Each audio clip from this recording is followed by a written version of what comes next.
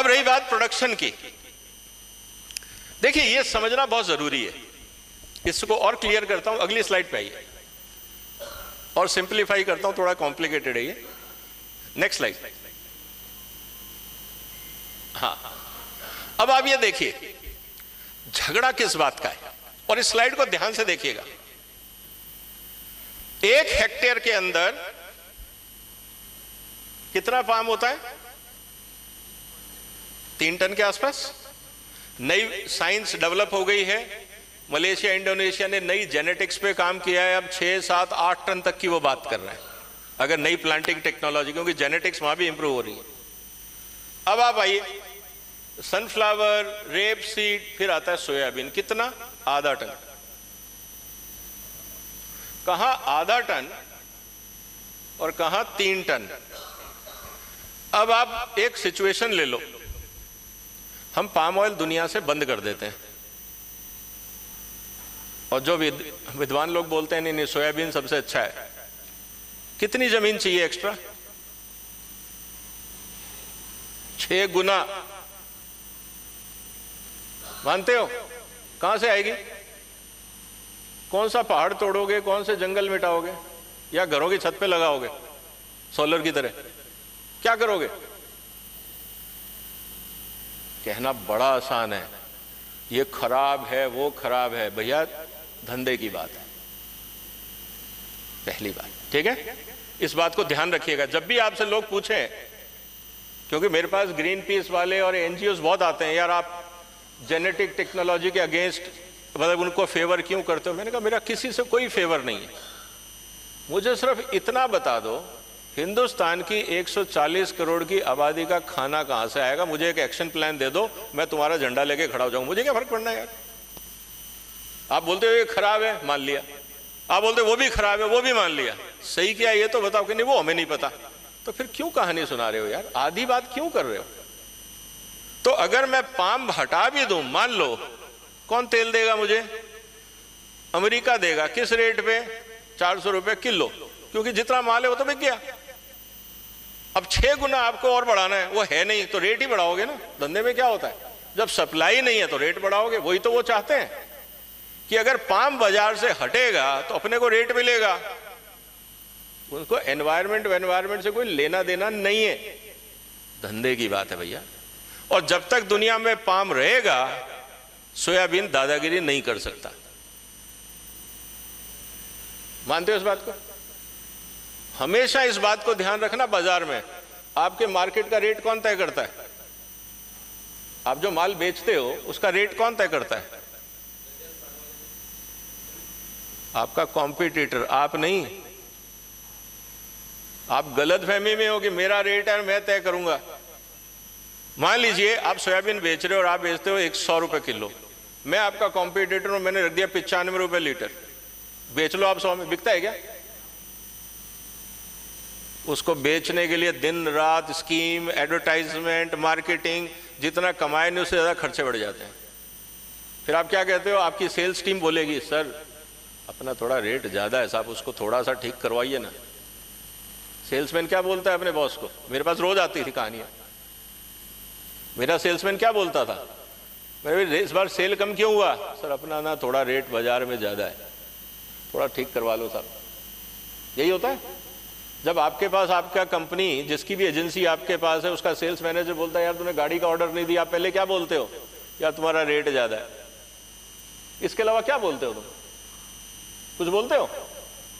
पहला सवाल छूटते यही आता है, यार आपका रेट ज्यादा है, वो रुचि वाला सस्ते में दे रहा है, फॉर्च्यून वाला सस्ते में दे रहा है, और इमामी वाला सस्ते में दे रहा है, और एक तो आपका ब्रांड नहीं है, आपके उसमें आमिर खान नहीं है, शाहरुख खान नहीं है, अमिताभ बच्चन नहीं है, फिर रेट भी ज्यादा है, तो ठीक करवा लो साहब, नहीं तो माल नहीं बिकेगा। यही करती है ना कहानियां।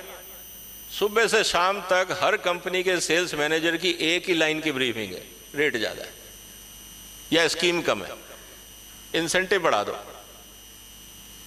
इसके अलावा चौथी कोई बात नहीं करता, चाहे वो कोई कंपनी। आई बात समझ में?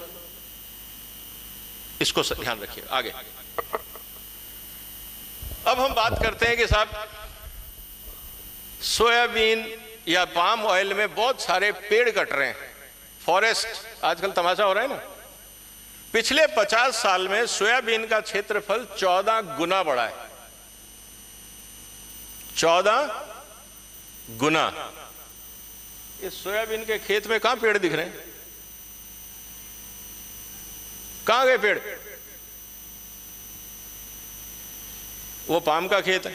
अब किसमें पेड़ है और किसमें चिड़ियां बैठेंगी ये बता दो मुझे, आप ही देख के बता दो।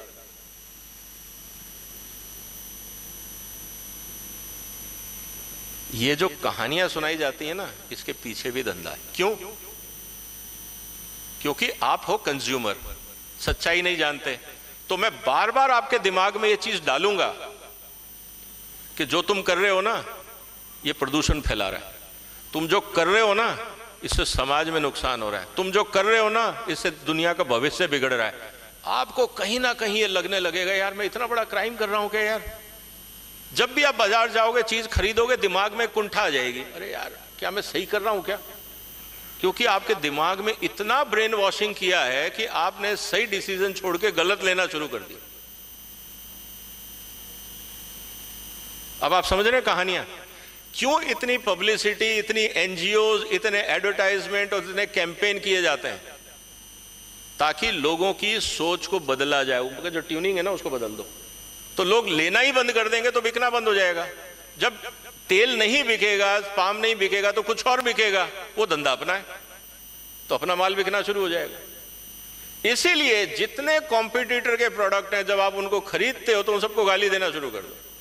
अरे वो खाओगे तो यार तुमको पता नहीं, तुम समाज बर्बाद कर रहे हो, दुनिया बर्बाद हो जाएगी, पेड़ कट जाएंगे और पशु पक्षी मर जाएंगे और पता नहीं क्या क्या हो जाएगा, मैं ही सुरक्षित हूं। ये ब्रेन वॉशिंग है, ये एडवर्टाइजमेंट नहीं है।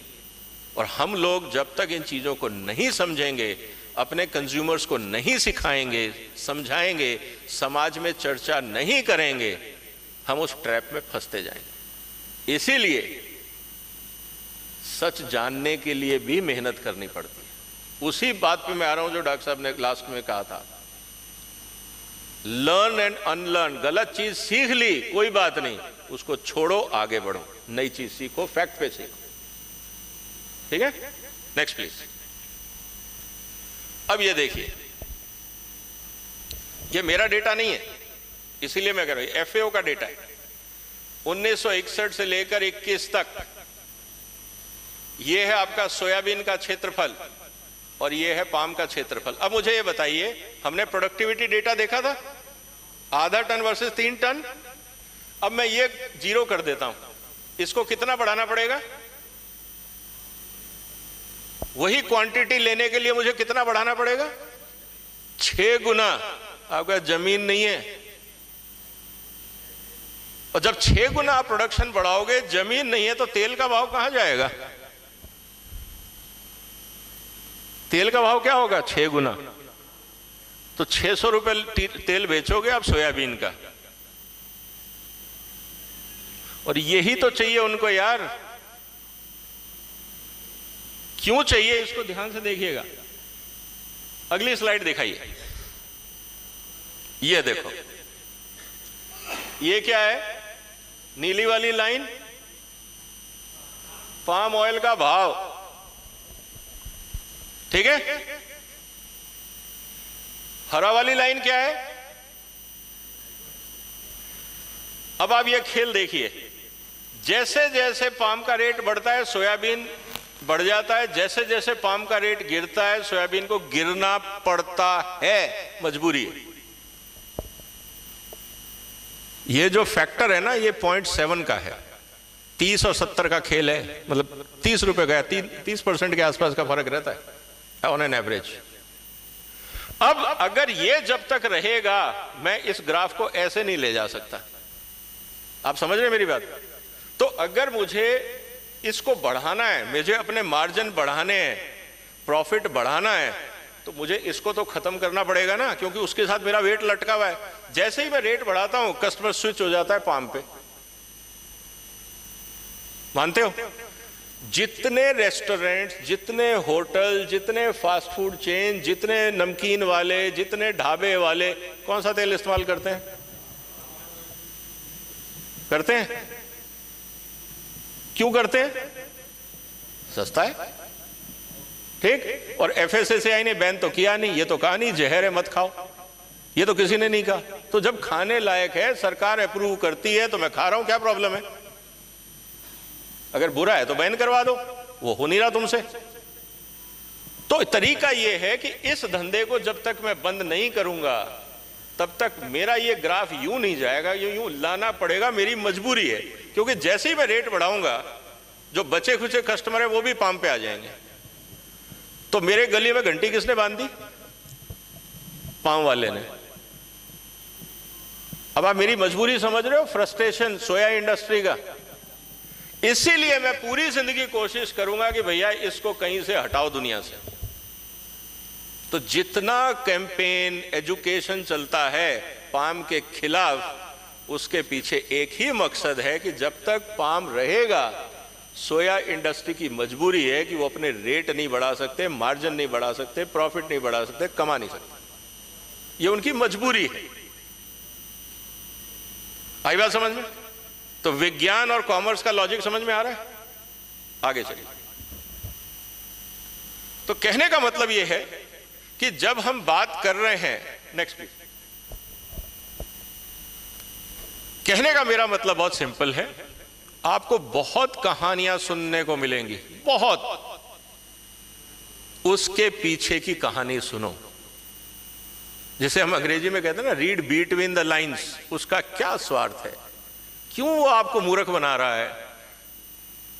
और सिर्फ मैं तेल की बात नहीं कर रहा हूं, कोई भी एडवर्टाइजमेंट आप देखो, उसको फेस वैल्यू पे मत लो, क्योंकि वो पूरी बात आपको नहीं बता रहा है। आपको वही बात बताएगा जो उसके काम की है, उसके फायदे की है, चाहे कोई ब्रांड हो, चाहे कोई कैटेगरी हो, चाहे कोई प्रोडक्ट हो। इसीलिए कहा जाता है कंज्यूमर एजुकेशन इज इंपॉर्टेंट। आई बात समझ में? क्यों हम कहते हैं ग्राहक की जागरूकता जरूरी है? चाहे आप एसी खरीदो, वॉशिंग मशीन खरीदो, टीवी खरीदो, फ्रिज खरीदो, मोबाइल खरीदो, जो मर्जी खरीदो, अगर आप सोच समझ के काम नहीं करोगे, नुकसान आप ही का है। क्योंकि पैसा आपका है, सेहत आपकी है, समाज आपका है, ये दुनिया आप ही के लिए। क्लियर? तो मैं सिर्फ आप लोगों से आज इतनी ही बात करने आया था कि बहुत सारी भ्रांतियां फैलाई जाएंगी। और मजे की बात, जब हम तेल की बात करते हैं, हम कहते हैं हम पाम खाते हैं, हम सरसों खाते हैं, हम ये खाते हैं, वो खाते हैं। यार इसके नीचे किसी को पता लगता है क्या खाया है? आंख ब्रांड देखती है, जबान टेस्ट देखता है, उसके आगे किसको पता? ये ग्राइंडर में तो जो जाएगा उसको पीस देगा, ये तो मशीन है ना। डॉक्टर साहब लोगों ने अच्छी तरह से समझाया आपको। तो जो इंटेस्टाइन में गया, उस पर जो पाचन क्रिया होनी है, वो तो मशीन वही है। अगर मशीन के हिसाब से ब्लेंडिंग करके खाओ, मल्टी सोर्स खाओ, सिंगल खाओ, सुबह खाओ, रात को खाओ, भैया ग्राइंडर तो अपना काम करेगा। ओवरलोड करोगे तो फिर डॉक्टर साहब को जाना पड़ेगा। गलत खाओगे, ग्राइंडर को फंसाने की कोशिश करोगे, फिर डॉक्टर साहब को। इसीलिए डॉक्टर साहब ने एक ही बात कही थी कि आप लोग जब तक सोच समझ के नहीं खाओगे तो हम बैठे हैं फिर आपका ठिकाने लगाने में।